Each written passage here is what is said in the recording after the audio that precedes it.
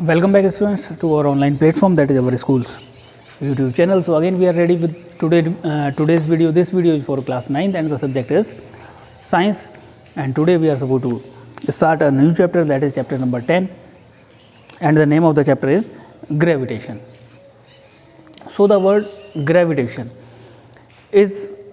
can be defined, means in the universe every object attracts the other object by a force. That force is called as the gravitation. Means every object in the universe attract each other with a fixed force, and that fixed force is called as gravitation.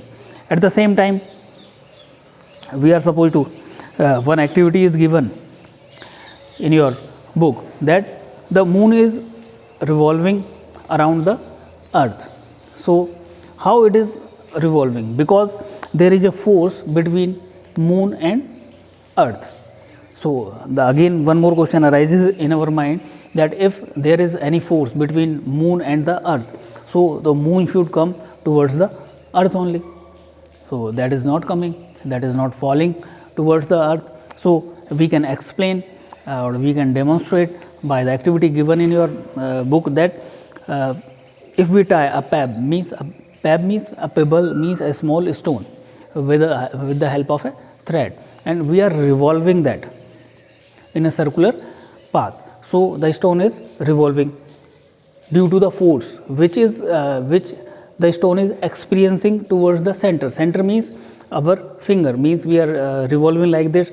The force is there towards the center. We can explain like this: if the pebble is moving like this and this is the center, so at each and every point here, if the stone is here, then the force will be towards center. If the stone is here, again the force is towards the center, but the stone is not coming towards the center, it is revolving. The same case is there with the moon and the earth. There is a force of gravitation between earth and moon, but due to that force only the moon is revolving around the earth.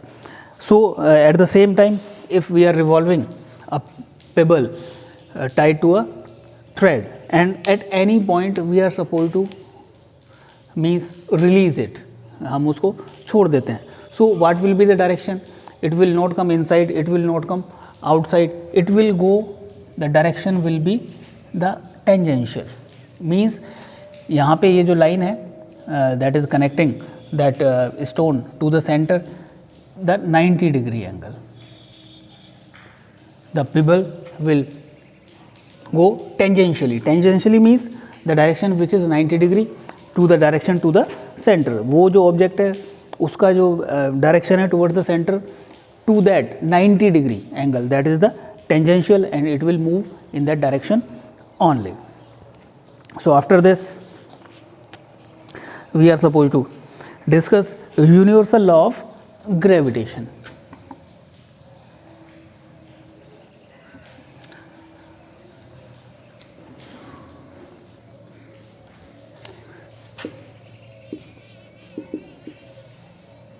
Universal law of gravitation.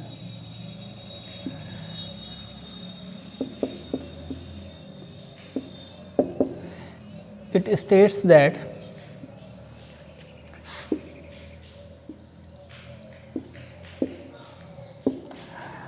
if two objects are there of mass m1 and m2, this is their centers. First thing is that every object in the universe attract each other with a force which is called as gravitation. Then the universal law of gravitation means the force between any two objects of having mass m1 and m2 will be directly proportional to the product of their masses. We can write in the language, the force between two objects will be directly proportional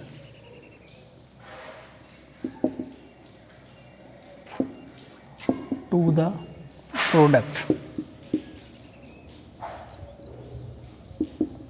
of their masses.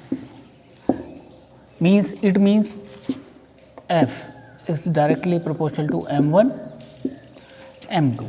That is equation 1. That is the language and that is the numeric representation of the first part. The second part is there. The force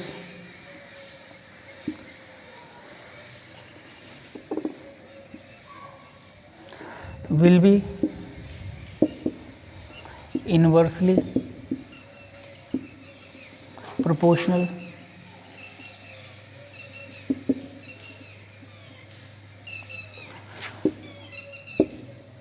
to the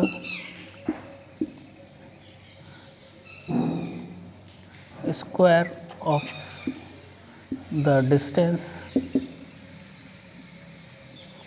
between their centers.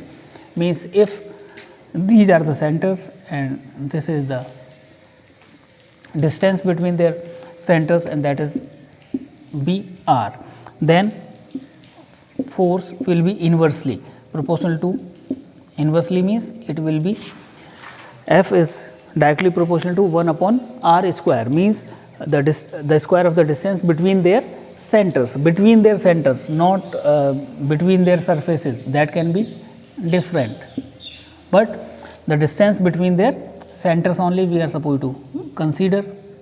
That is why I have written here that will be inversely proportional to the square of the distance between their centers. So, these are the 2 points which we are supposed to keep in our mind for the universal law of gravitation.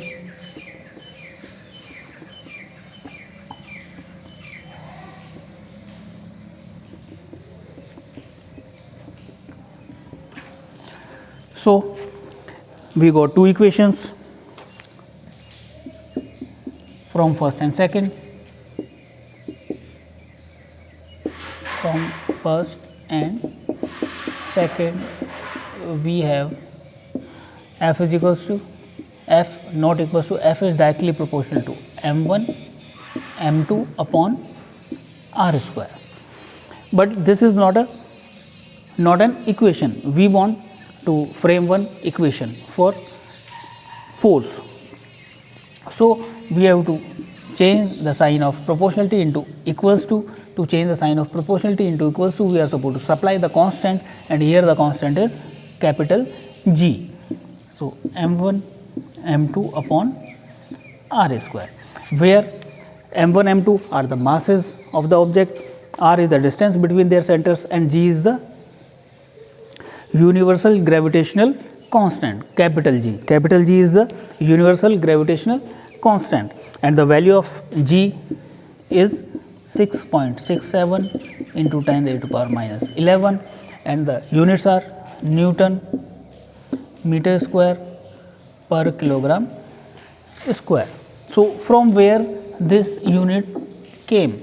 So, to find the units we will keep G on this side and we will transfer the remaining terms. So, F will go upside, that R square will go upside, and m1 m2 will go downside. What is the SI unit of force? That is Newton. What is the SI unit of distance? That is meter square, and upon the mass, kilogram into kilogram square. When kilogram square will be transferred upside, it will become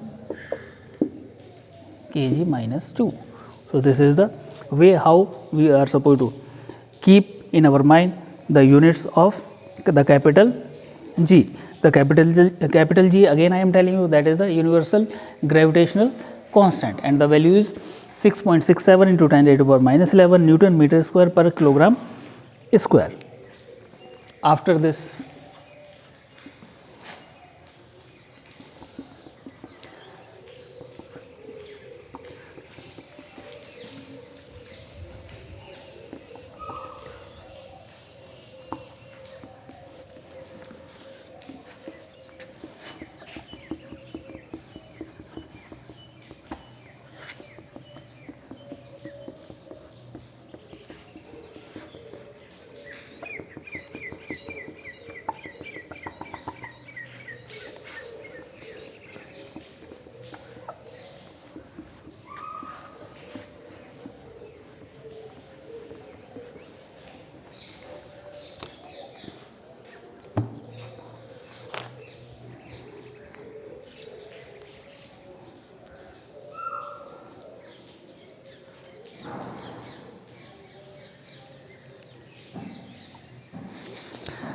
The importance of universal law of gravitation is given on page number 134, 10.1.2. The first one is the force that binds us to the earth. If gravitation is not there, we cannot even walk. The second one, the motion of the moon around the sun, around the earth, we have discussed right now. Due to the gravitation only, the moon is revolving around the earth. At the same time, all the planets are revolving around the sun due to the gravitation only. And the last one is the tides due to moon and the sun.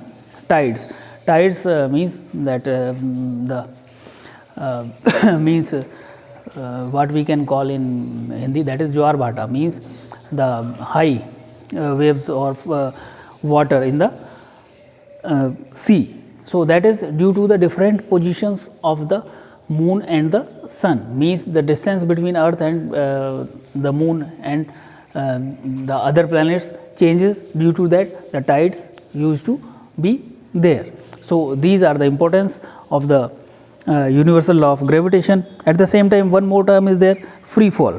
What is free fall? When object is moving under the influence of the earth's gravitational field only, then we are supposed to say that the object is under free fall. Means जब object हमारा खाली किसके influence में है, earth's gravitational field. When the object is moving under the influence of earth's gravitational field only, then we can say the object is under free fall. At that time, we are using the small g. The value of a small g is 9.8 meter per second square, and the small g is acceleration due to gravity. From where we got the value of a small g, that is 9.8 meter per second square, we will discuss in the next video. I hope that you have enjoyed this chapter. This is very important as well as means interesting chapter as well. So you are supposed to go through the chapter also. What we have done, you are supposed to revise, or you are supposed to read the chapter again, and you are supposed to see whether we have skipped any of the term, and you are supposed to learn the basics. Means from the starting only you should be you should concentrate for this chapter, otherwise that will be very hard for you. So what we have discussed today, you are supposed to go through, you are supposed to revise, you are supposed to note down in your rough notebook what we have done here, that the definition of gravitation, universal law of gravitation, the numeric form, as well as means the language of the universal law of gravitation. At the same time, the free fall, and what are the units of capital G, and what is the value of capital G. You are all these things you are supposed to keep in your mind, and the remaining thing we are supposed to discuss in the next video. Thank you very much.